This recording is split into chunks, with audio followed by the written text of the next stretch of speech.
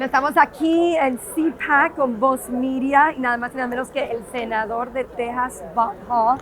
Senator, we're so happy to speak with you today. Well, thank you very much for having me. It's an honor to be here with you today, and I appreciate this. Yes, and it's an honor that you've answered your call and just served your country and this great state of Texas with such commitment. We are so blessed and honored to be able to speak with you today. I wanted to ask you a little bit about border security. It's something that's concerning Americans greatly. Talk to us a little bit about what we can do and how bad the crisis is. Well, the crisis is I would maybe say, is as bad as it could get, but every time I think it's as bad as it can get, it gets worse.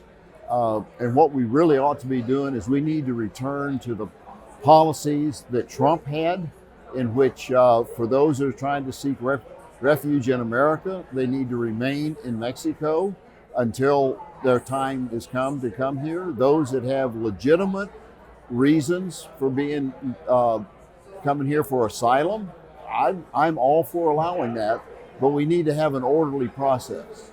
I mean, we are a country of laws. We have borders for a reason, and people should be entering the United States legally. And unfortunately, Following the process. Following the process, and I agree, the process needs to be fixed. It is not as efficient as it should be, but until it is, we need to stick with it. It worked. It's worked for years. It worked very well with what Trump put into place, and we need to move back to that. And I think that if it gets much worse, I would be very supportive of our governor calling it an invasion, taking advantage of or using what the Constitution allows us to do, and to bring order to the border. It will cost us money. There's no question about it, but what's going on right now is costing us even more, is a lot of money. Bringing order to the border, and it is not safe for many people. There's a lot going on there with families, with children. It's not safe for either party. It's not safe for people, period. No, it's not. It's not safe, and we know the spike we've had in human trafficking, sex trafficking, child sex trafficking, and worst of and fentanyl. I mean, fentanyl is killed more people than COVID ever came close to killing. And it's being hidden. The drug trafficking is being masked by all the people coming in. It's making it a lot easier for the cartels to operate with their sex trafficking and drug trafficking. And as we continue to have the infectious diseases like we've had, is making it more dangerous all the way around. Absolutely, something that needs to be dealt with, absolutely. What about election integrity? You want to talk to us a little bit about election integrity and what we can do as citizens to become more aware, perhaps?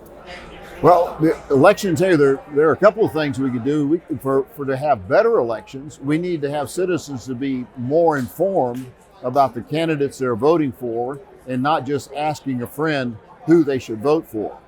But as far as security, we need to make changes. We need to move to hand-marked paper ballots read by a simple card reader, and we need to end the gap, eliminate the gap between early voting and election day, and just have a single election period.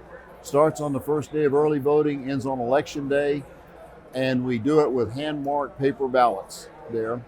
And we need to limit mail-in ballots to strictly to people that have to be out of the state, to the military, and to the disabled. There is no reason that just because someone's over 65, we should be seeing a mail-in ballot, and limit it to requested mail-in ballots from those three groups of people only. And they're returned by mail, no drop boxes. And that'll reduce a lot of the fraud and protect the integrity of the election a lot more. People don't understand that what voter fraud does is it negates their vote. It means that their vote is wasted. It doesn't count. And the issue we're having, it's that the reason for eliminating that gap between early voting and election day is that we have found that there are those who want to commit election fraud or getting their hands on the memory cards and switching the votes. So it doesn't matter how many people voted. Doesn't matter that dead people voted or people voted illegally. Just we get the outcome changed by change that. So that's one of the biggest things that needs to change. Thank you so much, Senator. You have enlightened us on those topics, and we are really grateful. Thank you so much for talking with us today. And again, thank you so much for serving the way you do. Thank you for doing this, and appreciate news media that actually wants to get the truth out. Yes, that's what we want to do, is objectively present the truth. That's right. Thank you so much. Thank you.